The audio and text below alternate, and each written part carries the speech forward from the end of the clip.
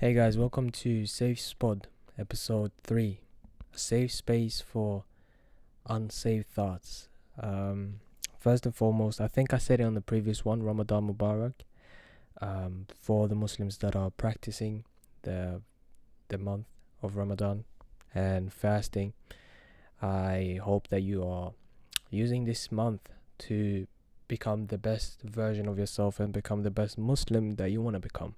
Of course, I'm also participating in it. Alhamdulillah, I am also a Muslim. I think I said it in the second episode.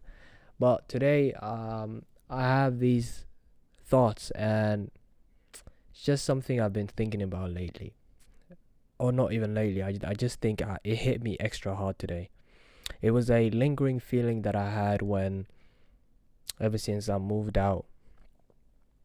And, I think I said it in on my YouTube, my main channel, where I feel so lonely sometimes, especially when I lived in the previous house. As you guys can see, the scenery has changed.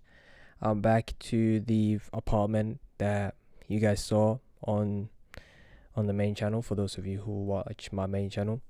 And for those of you who don't, you guys don't know this apartment. It's the first apartment I came to after moving out from home. But I made a video where I expressed the feeling of loneliness and how it sometimes feels lonely when you live in that big house. The silence gets louder.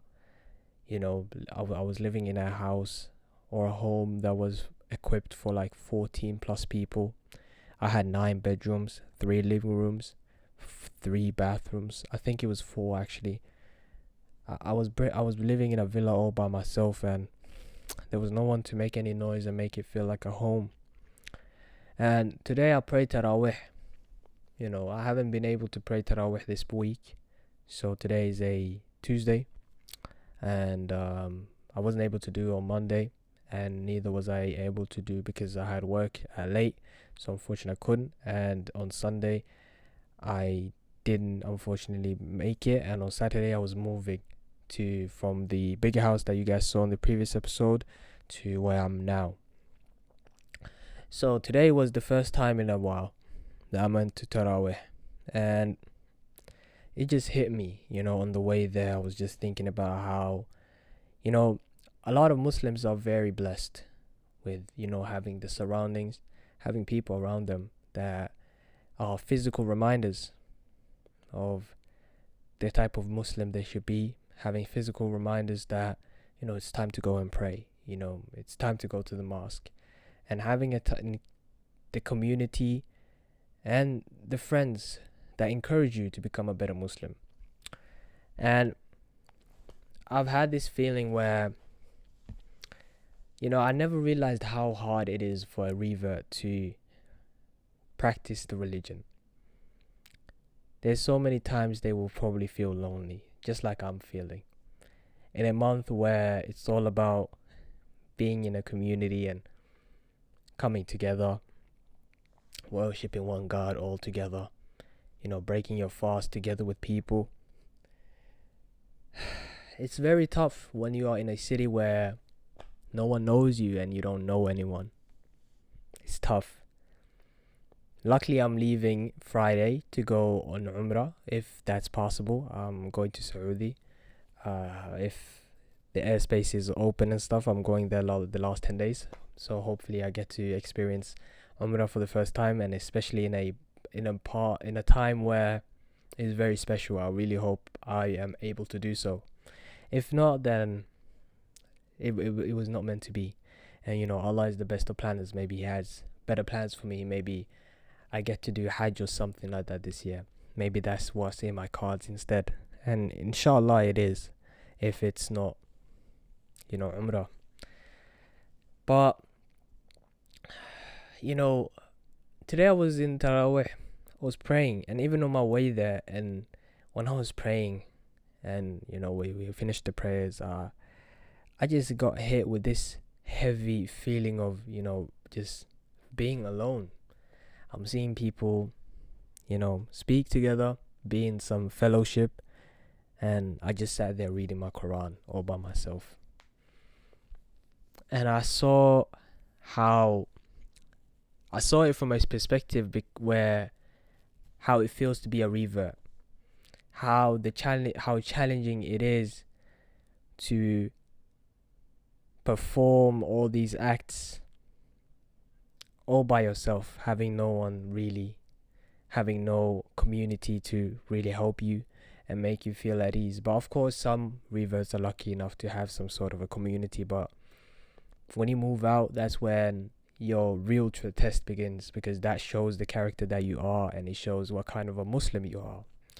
And I'm gonna be using most of, for those of you that are non-Muslims that watch my videos, this video is a little bit more dedicated to me and mostly Muslims, because Safepod is a place where I just speak about my thoughts, and this time around I just wanted to, speak about something that is very dear to me, a religion I grew up on, a religion I have strong faith in. And Islam, it feels like I'm practicing or re-practicing all over again. I'm learning the religion all over again, because now I don't have the guidance and the reminders.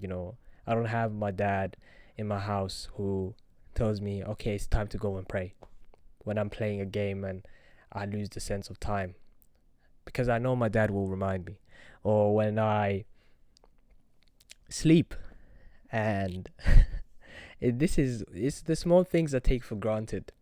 And I get a little bit emotional right now, because I'm just thinking about how reverts don't get to experience any of these things. Having a father that wakes you up for suhoor, for instance, or a mother that wakes you up for suhoor.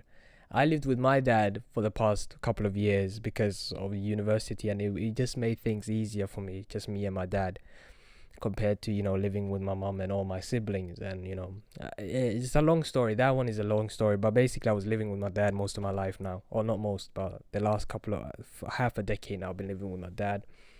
And alhamdulillah, it's been amazing. And I used to live with a dad who, when suhoor time even comes, or when it's fajr, I have a person in house, a physical clock that is a physical reminder telling me to go and pray. So I don't even have the option to say no, right? Because he's reminding me. He's a physical reminder. He goes and prays and tells me, okay, wake up, it's fajr. Or when suhoor time comes and I'm still sleepy, he comes in and reminds me, okay, 30 minutes.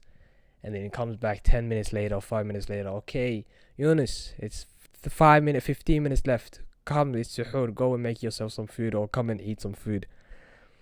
And I've been even struggling with myself making some suhoor lately, because I wake up and I'm so tired, and all I want to do is just eat. I just want to go back to sleep, because I have work tomorrow and I don't have the energy to make myself some food.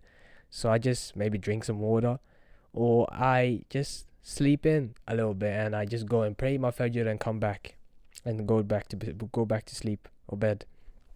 And I'm really feeling on it heavy, especially how when I saw, of course, there's a brother, I saw him, he converted recently. I think it's called Meech.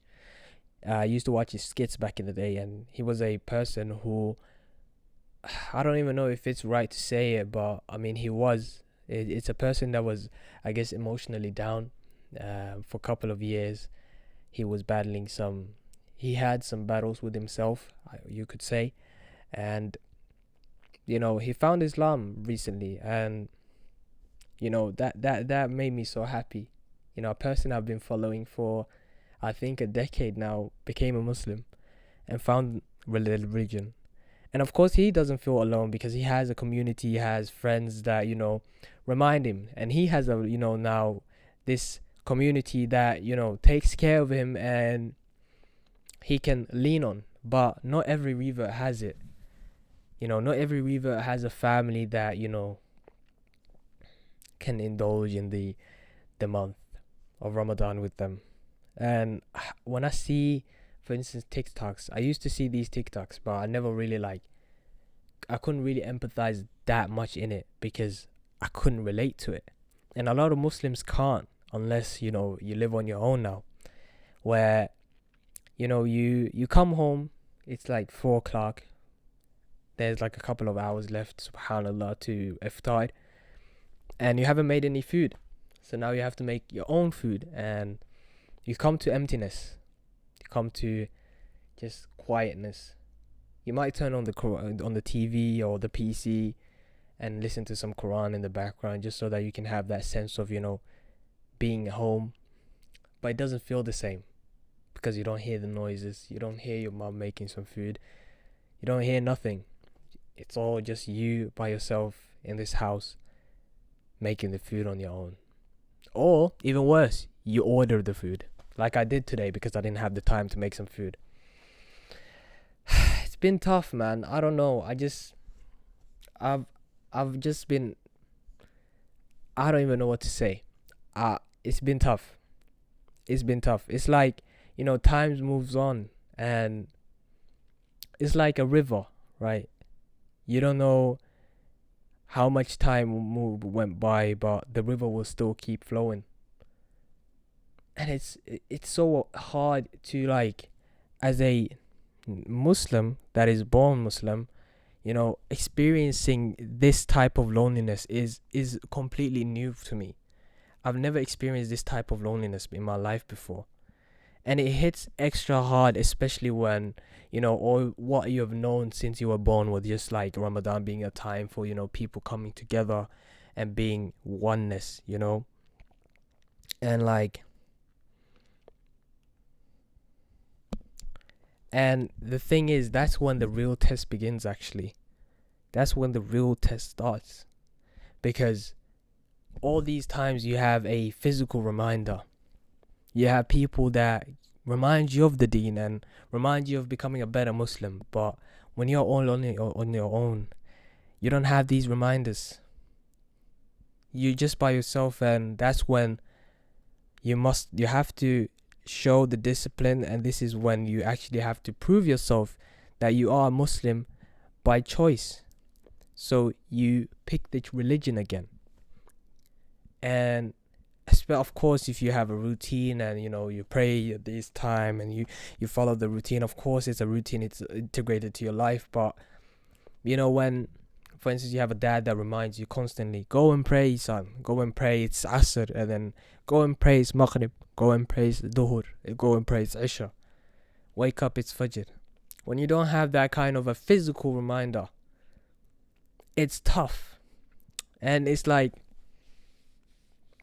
just like I said, man, it's like a river, a river keeps moving even when no one is watching.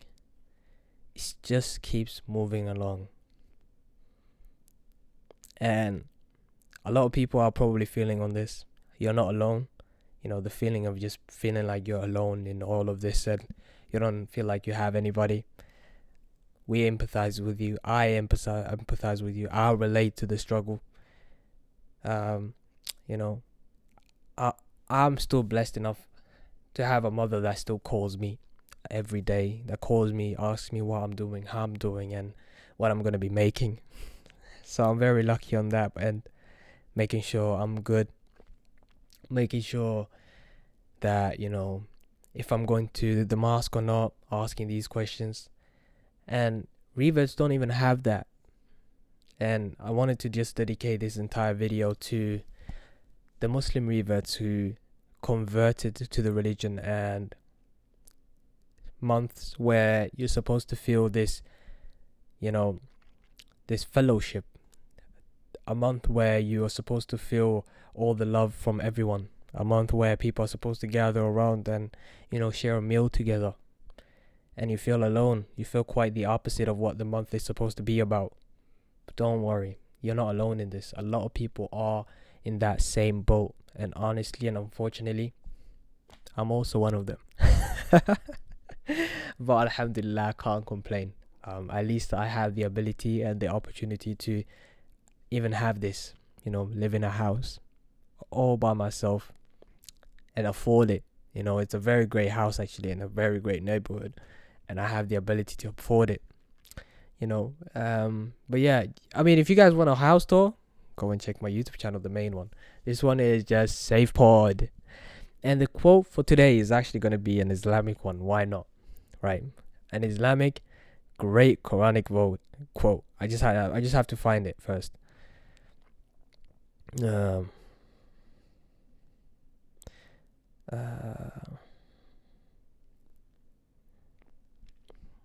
and I want to say it.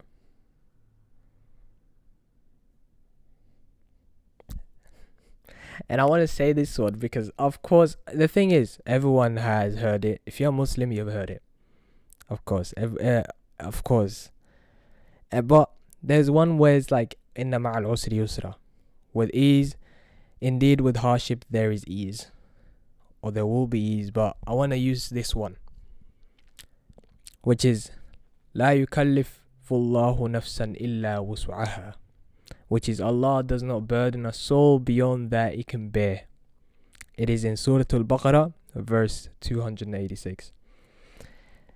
I think God is testing me again, and trying to make me prove myself, right? Showing me, can I really do this?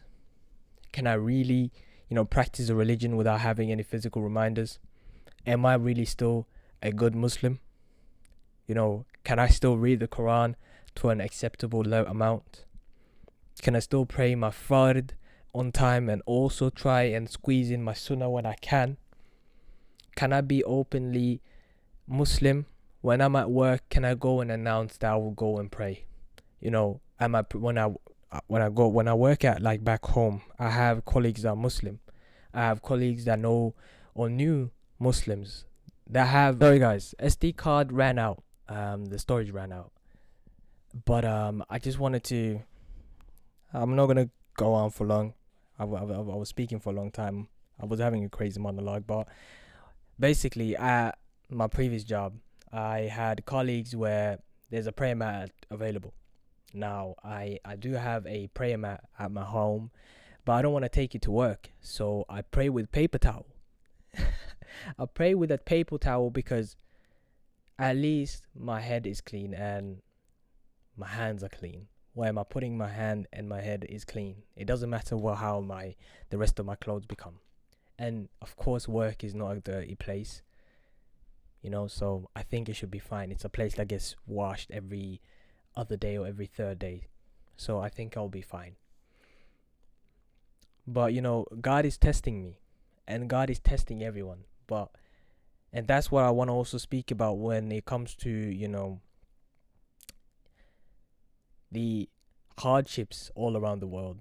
And people are tested with different types of hardships. Me personally, I don't know if I could if I could experience the hardship that the people in Gaza, the people in Sudan are experiencing, the people in Yemen, the people in Lebanon, the people in Iraq, the people now in Iran who are Muslims, all the people that are struggling out there in the world. I don't know if I could experience that kind of hardship, so I'm not being tested with that kind of hardship. I'm being tested with the hardship of, still living a good life. But instead of having people that remind me of the deen, remind me of, giving me the remembrance of Allah subhanahu wa ta'ala, I have now no one. God just poofed everyone out of my life, and He told me, can I do this on my own? Or will I go lead myself astray? Will I go another path? Will I become what they say, not a non-Muslim, but a person who was led astray? Will I become one of those? And same goes for the people that are living alone with the reverts. And I feel like reverts have this extra type of hardship because God knows that a revert will be able to deal with these sort of hardships, because living alone is not even the hardest of hardships that they have to endure.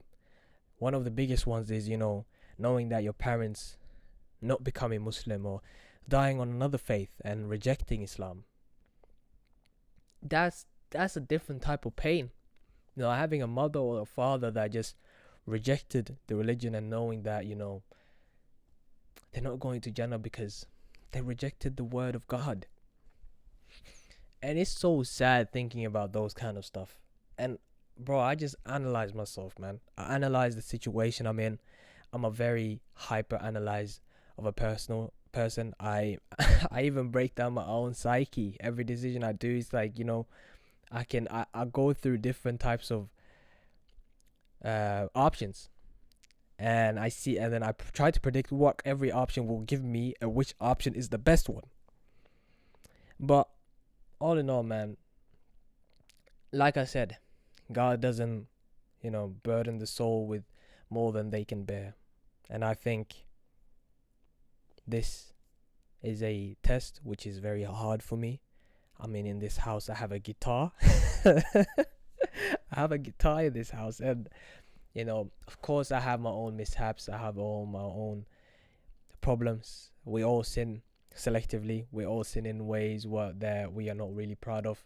But once again, we are selective sinners, and the sins we are comfortable with, it don't bother us. But the ones that we're not comfortable with, there's some sort of it just rubs off different to us. Someone, for instance, who feels like zina. Of course, zina is one of the worst types of sins, but someone who has never even thought of the act of even trying to do zina will look at you different because you committed zina. So now they have this sense of looking down on you kind of feeling. And then another brother, but he struggles with himself with with smoking or just another type of addiction he has, or he listens to music, for instance. Or a sister will not be comfortable with, for instance, the hijab. She can't wear the hijab, right? Or she doesn't wear the hijab, but everything else is all right.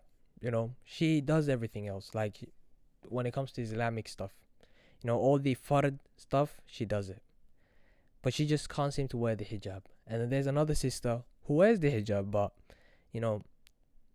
sometimes she misses a prayer here and there. So that's her way of sinning. Or she, smokes. She's addicted to vapes, for instance. But she might now look at the sister who doesn't have a hijab on and say, "You're not wearing the hijab. This is wrong." And that's what I've realized with the Muslim community. I'm going a little bit left here, but I don't want to speak a little bit too much about this. The judgmental part of the community. I don't want to speak too much about it. But one thing I realized is that, the religion is supposed to be easy. It's not supposed to be hard. It's people that make the religion hard, not the religion itself. And when people make the religion hard, you feel like it's very hard to perform the religion or be a part of a religion that is so, it feels like you're in a cage and everything feels like haram and everything just feels so wrong, right? But even one of the most pious of people, they sin. But what differentiates a good Muslim from a bad one is the one who sins but always repents, always goes back to Allah, even though they sin, even though they commit the same sin. And one of the most beautiful things I've heard is that a mosque isn't just a place for the pious. The mosque is supposed to be a hospital. It's supposed to be for the souls that are sick, the souls that have low iman. It's supposed to make your iman get better.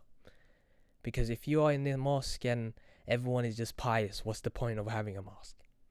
The mosque is there so that it's supposed to be a hospital, not a place where you're flaunting your own piousness and how good of a Muslim you are.